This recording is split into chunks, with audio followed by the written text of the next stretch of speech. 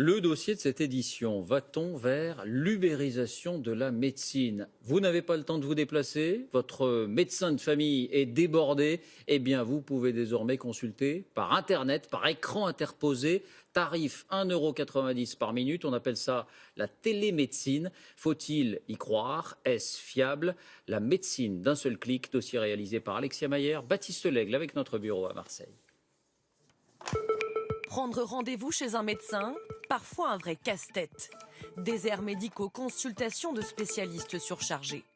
Depuis quelques mois, des offres privées se multiplient sur Internet. Via des plateformes, des patients peuvent poser une question ou discuter en ligne avec des praticiens. Quels sont les avantages pour les patients? Ces sites sont-ils fiables? À Aubagne, dans les Bouches-du-Rhône, Marion Arnoux est enceinte de son 4e enfant. Faute de temps, elle opte pour une visioconférence sur une plateforme médicale avec un spécialiste à 2,50 € la minute. Ah oui, connexion avec le docteur Alexandre. Bonjour.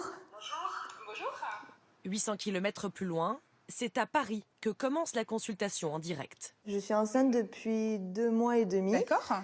Et ça fait bien 1 mois et demi que je dors peu. J'ai pris de la valériane.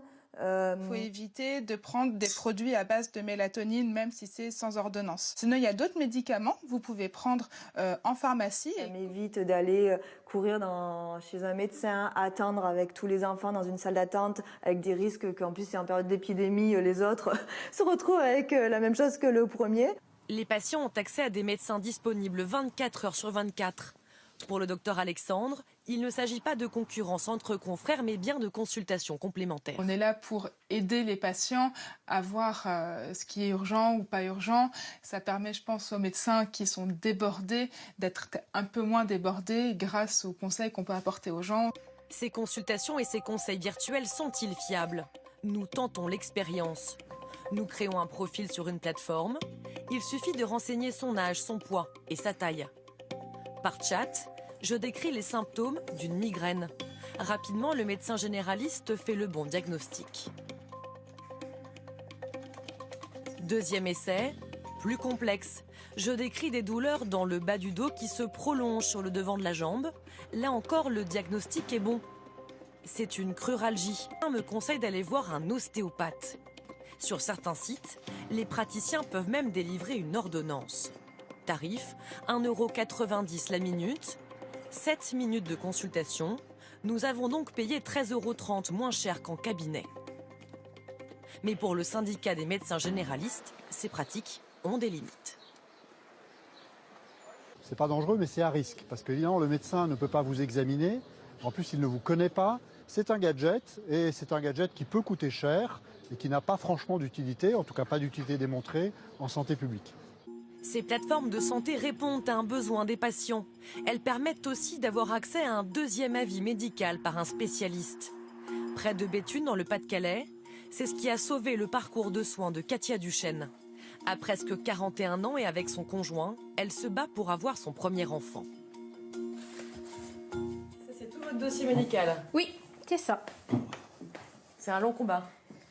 De 5 ans. Elle a consulté un médecin dans sa région pour des problèmes de fertilité, sans résultat. Récemment, elle s'est tournée vers une plateforme dédiée au deuxième avis. Elle a transmis tous ses examens médicaux et répondu à des questions en ligne. Il y en a combien? Il y en a 2, 4, 6. Depuis quelle date avez-vous arrêté votre contraception et les éventuelles autres précautions que vous preniez? Avez-vous eu des inséminations artificielles? Elle qui ne pensait plus pouvoir avoir d'enfant, elle reçoit en 24 heures un deuxième avis favorable qui lui a permis de relancer son parcours de soins. Elle se tourne vers une fécondation in vitro. Cet avis lui a été rendu par un spécialiste, le professeur Greenberg, médecin à Paris. Sans cette plateforme, ils n'auraient jamais pu se rencontrer. Je ne vous dis pas qu'il faut faire toute la médecine par ce biais-là. Maintenant, effectivement, l'examen clinique est fondamental. Pouvoir échanger avec les patients, c'est fondamental.